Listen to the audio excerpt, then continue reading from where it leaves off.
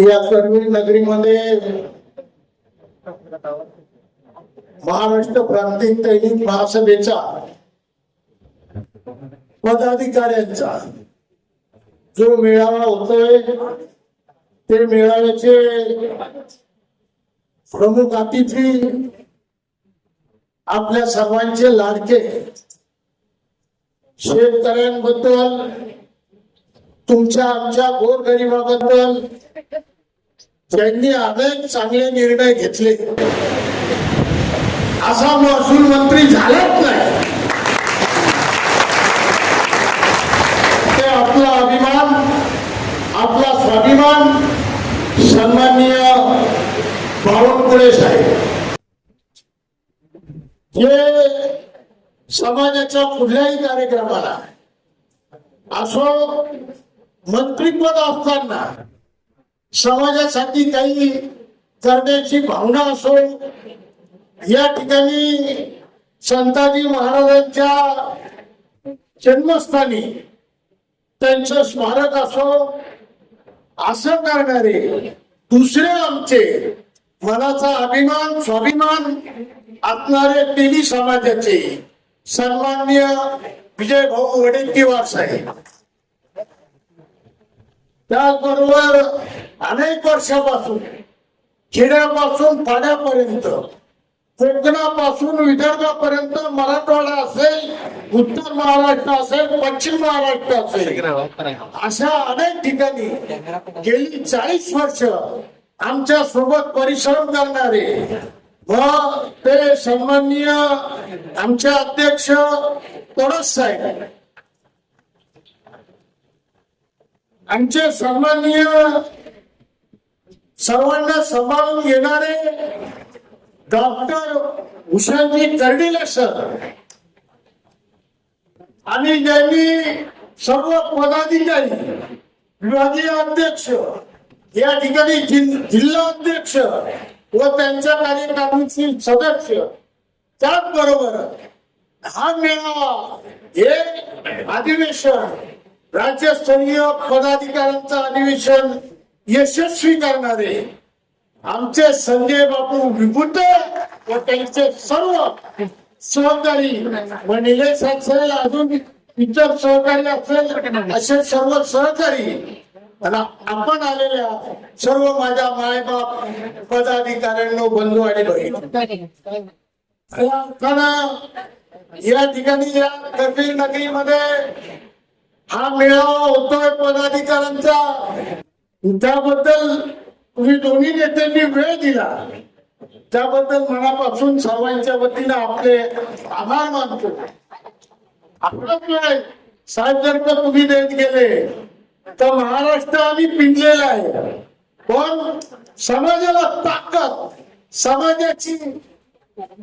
जी काही इच्छा आहे इच्छा आकांक्षा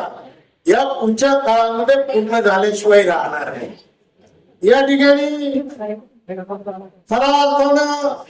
तेल घालण्याचा प्रश्न फार मोठा आहे साहेब आपल्याला निवडणुकीच्या अगोदर सन्माननीय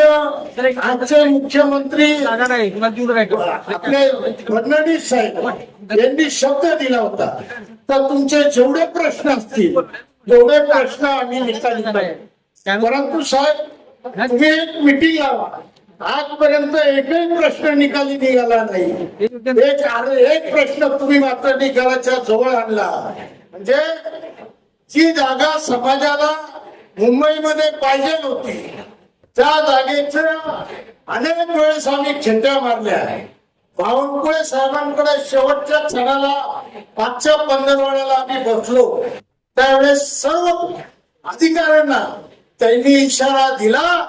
की हे जे प्रकरण आहे मंत्रिमंडळात ठेवा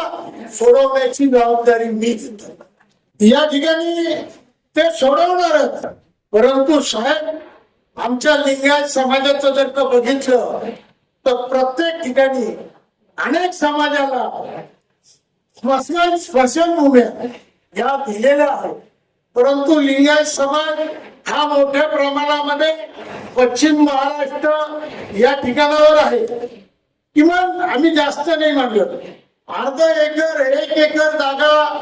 प्रत्येक ठिकाणी जर का देण्याचा प्रयत्न केला तर माझ्या मते मोठ्या प्रमाणामध्ये तेली समाजाच्या लिंगायत समाजाचा प्रश्न हा निकाली निघू शकतो. त्याच पद्धतीनं या ठिकाणावर अनेक लोक तुमच्या याच्या अगोदर आम्हाला भेटले की मुंबईला तुम्ही जागा घेता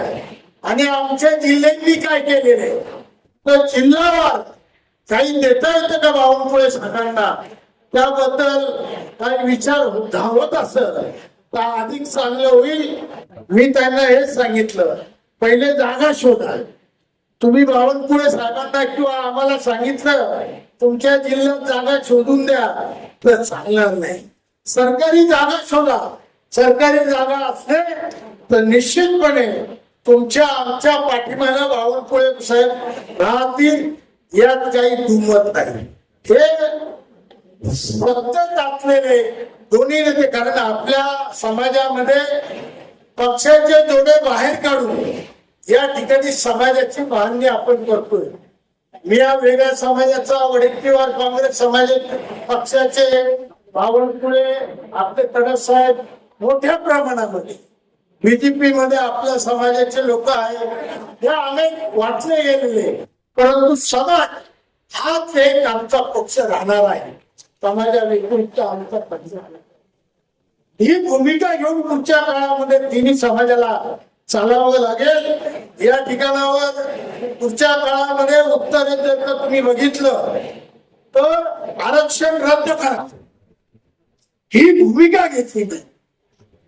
आणि सर्व पदाधिकाऱ्यांना मी विनंती केली की आता खेडोपाडी गावोगाव जाऊन समाजाला संघटित करण्याचं काम केलं पाहिजे.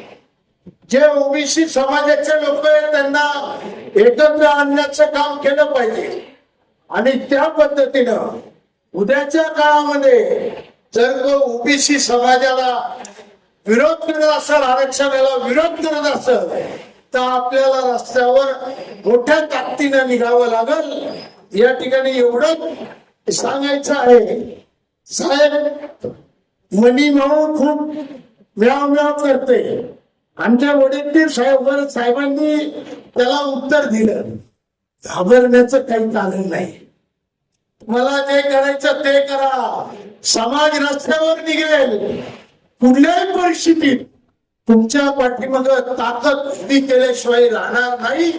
ही भूमिका या ठिकाणी मांडतो आणि माझ्या शब्दांना विराम देतो. जय हिंद जय महाराष्ट्र.